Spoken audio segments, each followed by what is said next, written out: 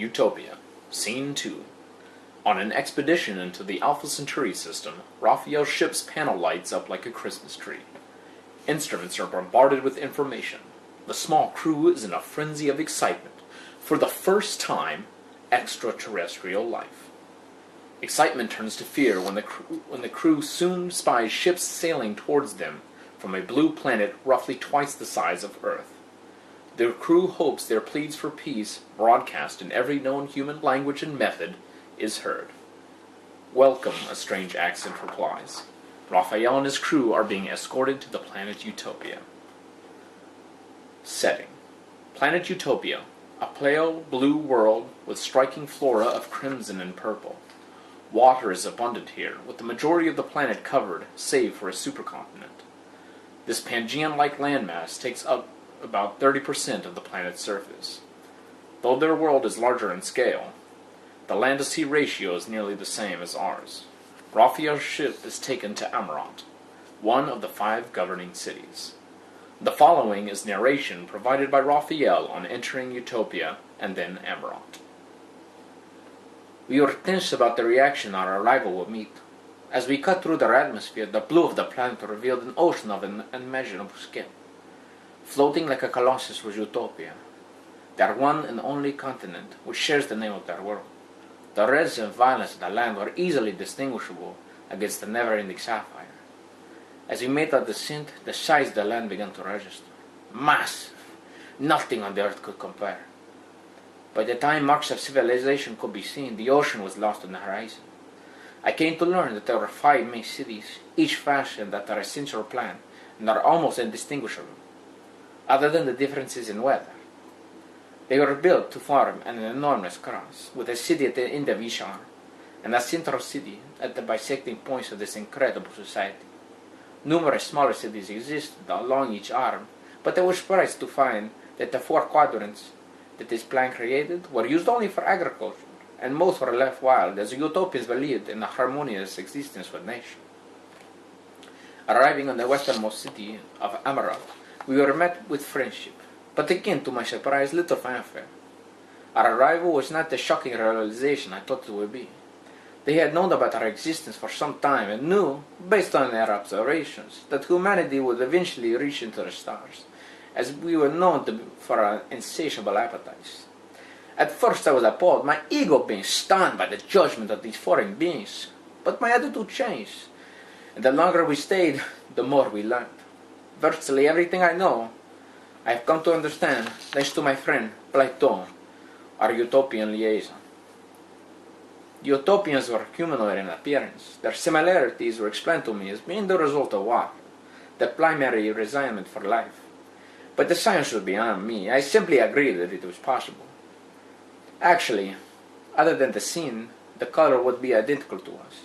They ranged from crimson to violet, with every imaginable gradation in between. Unlike humans, though, all Utopians have straight, blonde, black hair, which comes at the age becomes certain stark white, marking as senior members of the society. However, this change was embraced by the elderly, as they held positions of honor, among them highly communal people. pt2's hair was black, and his skin was a vibrant raspberry. He was handsome even by Earth standards, but it was his astute mind I came to admire. pt2 was a scholar, or a demus, as the Utopians say.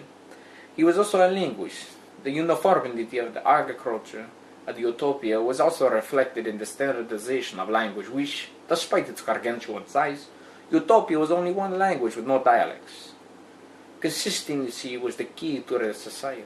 Work, government, and wealth followed guidelines established millennia before. Being a language was unique among Utopians, but they identified that they needed to learn a human language as the scientific development showcased our intentions for galactic colonization. As our guide, pt2 explained all facets of Utopian culture. It was explained that all Utopians were adept at farming or dual occupations were the norm. When a member of the society comes of age, they learn the ways of the land. After becoming proficient, they travel to the city and begin to train in various endeavors. And each and every member seeks to be a productive link in the chain of their community.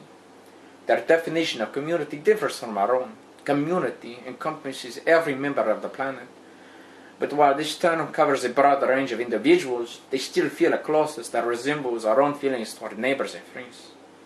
After filling a position within the community, they rotate between the rural and urban life. If a utopian excels at one job, they are welcome to focus entirely on it. This freedom of life allows a flexibility that is encouraged. Specialization is not frowned upon as long as it results in productivity. No aspect of society is looked at as being more important or prestigious than the other. This includes politics. Political leaders are elected at one terms, and each 30 households out of a plilarch is elected. For every plilarch, a trinabar. They do not have CEOs like Henry Octavius of the Earth Confederacy, but they do have an equivalent known as a sycophant. Sycophants serve life terms and are elected by every plilarch. There are 5 sycophants, one for each major city in Utopia. They convene intermittently to discuss politics and any pressing matters facing their people. The largest differences between CEOs and sycophants is that any individual who seeks office are immediately disqualified, believing those that seek power are easily corrupted by it, and those that accept it without wanting or needing the power do so in the service of the people. The political leaders make laws, make the production of goods and foods, as well as govern the populace. They are exempted from working in the farms or cities, but most never abandon their prior occupations. The word occupation could be misleading, as there is no wages and there are no measure of wealth till the planet is rich in minerals and elements. A long time ago, the utopians abolished money, which with it greed. This concept, more than anything else, was foreign to me. How could they keep their people working, motivated? I asked Plato, what do they work for? Why do they work for nothing? But it is not for nothing. They provide for each and every utopian. They do not need money, for nothing has cost, but everything has worth. They know that what they do is bigger than them, and as each of us is equal, there is little envy and even less crime. If you have only to ask for food and clothing, why would you steal them? But even though you said there is little to no crime, you still suffer from it. From time to time, crime occurs. Sometimes we are fighting in jealousy. But we have not had a utopian take another utopian's life for over 100 years. Personalities clash and disputes arise, but no crime goes unpunished, and unlike your Earth, no crime warrants death. What about killing? Even though it may have been centuries since one has occurred, you must have laws about punishment for the crime. This is one of our most debated subjects, and the conclusion we found that the loss of one utopian was not held by the loss of another. The result of killing is being stripped of the name utopian. You will work longer and harder, wear chains of gold and silver, ornamentations you humans admire, but for us mark shame. You exist as you once did, but now are discredited, alone in a sea of friends, floating in the quiet amongst conversation. Though years of toil and rehabilitation, one may shed these shackles, but it is almost impossible. For this reason, no murder has occurred in 100 years.